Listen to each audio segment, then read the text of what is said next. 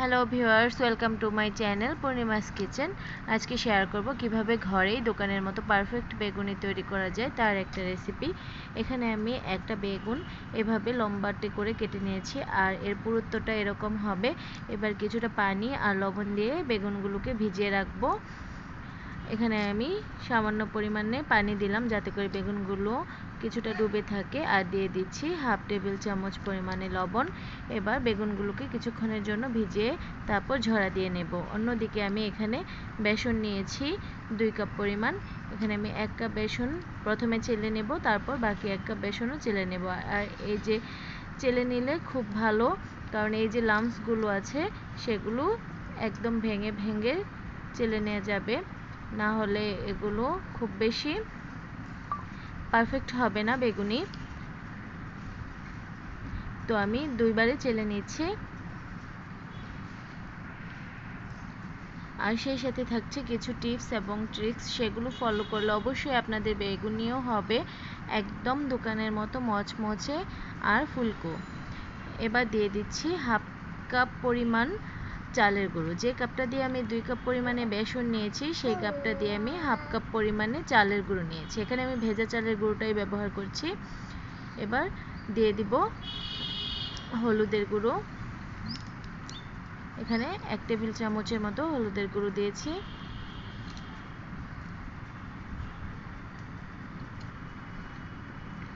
দিয়ে দিচ্ছি মরিচের গুঁড়ো 1 টেবিল চামচ।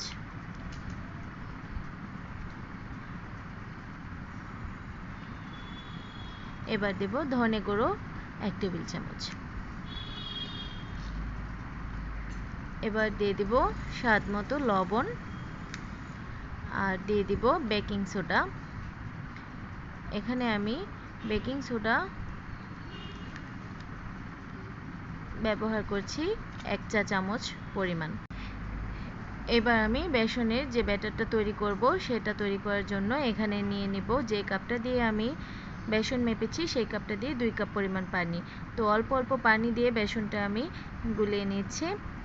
প্রথমে 1 কাপ পানি অল্প অল্প করে দিব আর এভাবে একটা হ্যান্ড হুইস্কের সাহায্যে নাড়তে থাকবো। আপনারা চাইলে হাতেও কাজটা করতে পারেন।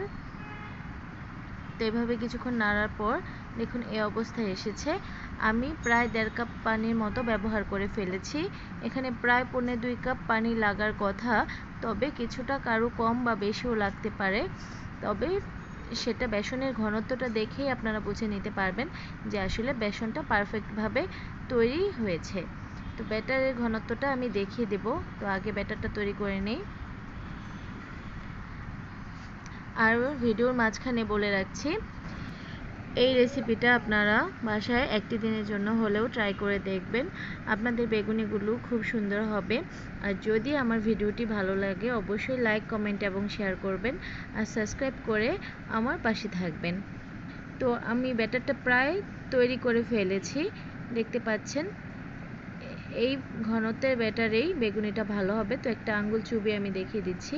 দেখুন ব্যাটারটা কিন্তু আঙ্গুলের গায়ে খুব ভালোভাবে লেগে আছে। তো এইভাবেই কিন্তু ব্যাটারটা তৈরি করতে হবে। একটা চামচ দিয়েও আপনারা বুঝতে পারেন চামচটার গায়ে খুব ভালোভাবে ব্যাটারটা লেগে থাকবে, আর খুব মসৃণ একটা ব্যাটার হবে। আর যে 2 কাপ পানি নিয়েছিলাম সেখান থেকে এইটুকু পানি বেঁচেছে। তো অন্যদিকে আমি বেগুনটা ঝরা দিয়ে রেখেছিলাম। তো পানি ঝরিয়ে রাখা বেগুনগুলোতে এবার আমি বেসন লাগিয়ে লাগিয়ে তেলের মধ্যে ছাড়বো। এখানে পর্যাপ্ত পরিমাণ তেল দিয়েছি। আর প্রথমে তেলটাকে খুব ভালো করে গরম করে নিতে হবে, আর এভাবে অল্প একটু বেসন ফেলে দেখে নিতে হবে তেলটা ঠিকঠাক মতো গরম হয়েছে কিনা। দেখেই বোঝা যাচ্ছে তেলটা কিন্তু এবার গরম হয়ে গেছে। আর বেসনের মধ্যে এবার বেগুনি ডুবিয়ে আমি তেলের উপর ছেড়ে দিলাম। দেখুন বেগুনিটা কিন্তু প্রায় ফুলে উঠেছে। একটা পাশ ভাজা একটু হয়ে গেলে উল্টে দেবেন। দেখুন এই পাশটা কিন্তু খুব সুন্দরভাবে ফুলে উঠেছে। অপর পাশটাও ভেজে নিতে হবে একইভাবে। আমি একটা একটা করে বেগুনি ছেড়ে দিচ্ছি এবং 2 পাশটা উল্টে পাল্টে ভেজে নিচ্ছি।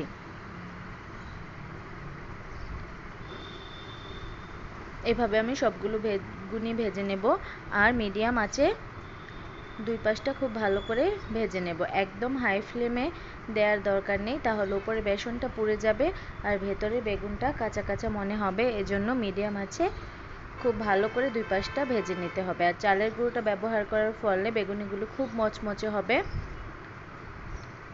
আর খুব ক্রিস্পি টাইপের হবে। তো আমি বেগুনিগুলো ভাজা হয়ে গেলে এক এক করে নামিয়ে নেব।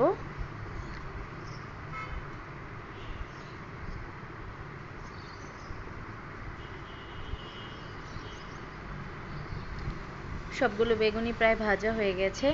আমি একটু ঝুড়ির মধ্যে টিস্যু বিছিয়ে নামিয়ে নিচ্ছি।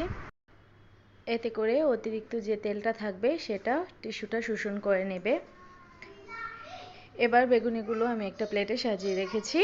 অলরেডি 2-3টা বেগুনি খাওয়া হয়ে গেছে। তো আজকের মতো এখানেই বিদায়। ধন্যবাদ।